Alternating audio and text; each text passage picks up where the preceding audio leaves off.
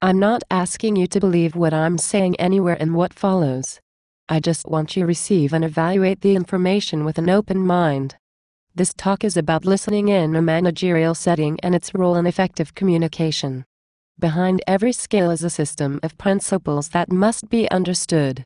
Listening on its own is a highly complex activity. Effective listening, so important to business function, requires understanding just as complex, just as nuanced. Being told to be a good listener, for most of us, is like being told to kick as high as Bruce Lee.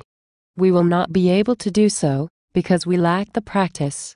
Yet the vast majority of us erroneously perceive our ability to listen as superior often to others, that we are very good listeners, while others around us do not listen as well as we do. Eyes can be shut for a moment's respite from the world of signals, but for the non-hearing impaired among us, ceaseless hearing can sometimes be clamorous even if it is quiet. The brain adapts. It learns to deselect from what is subjectively important to it. We shifted much of our communication to a visual platform. Maybe too much talking was the real reason handwriting was first conceived. In the world of modern hospitality management, listening is the most critical of tools for business survival, according to surveys of managers. We no longer need our constant hearing to catch the twig snap in the night beneath the tiger's paw. But in our daily, pedestrian lives, perhaps the lack of such ontological threats has coddled us into a general laze. The first step to becoming a good listener is to accept that you are not a very good listener now. You were born with innate abilities. Whether the ability to hear is one of them doesn't matter. Take seeing. You can practice seeing better, so seeing can even. What are the most important elements of effective communication? And to what purpose is it needed? Take this last question first. Jetty Brownell, Ph.D. of Cornell University School of Hotel Management, writes in her report titled Fostering Service Excellence Through Listening, what hospitality managers need to know. 2 key organizational processes essential to service quality are the sharing of accurate information to effectively accomplish tasks and the display of empathy prerequisite to the development of meaningful relationships. Quickly summarized, effective communication is necessary for accomplishing tasks and building meaningful relationships. According Brownell, managers are most in agreement regarding the importance of listening in the success of their operations.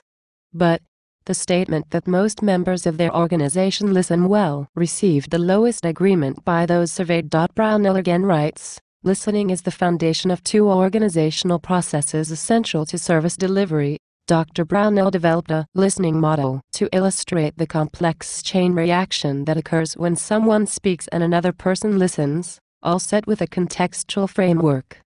The core process begins with hearing and then transforms into understanding, next remembering, interpreting, that's understanding beyond the literal words, and evaluating. Remember when I asked you to receive the information with an open mind? Then finally, responding. An appropriate response is often the best gauge of the quality of listening. Hard to believe that this is all firing off in each participant in a conversation with every phrase uttered. Adding in such factors as the values, beliefs, motivations, or their organizational roles.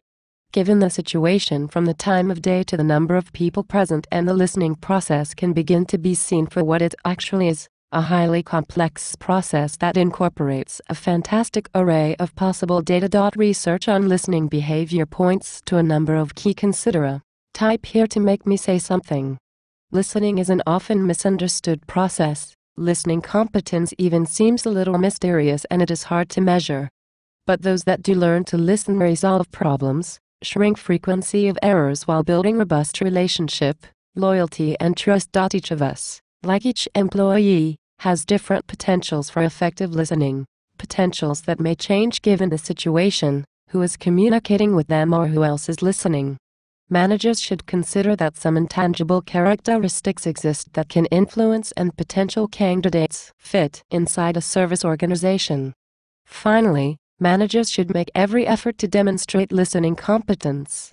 It's not a perfect solution, but it is truly one thing managers can do during their daily activities that will keep their errors to a minimum, communicate clearly and respond appropriately while encouraging others to listen better, even if they don't realize it.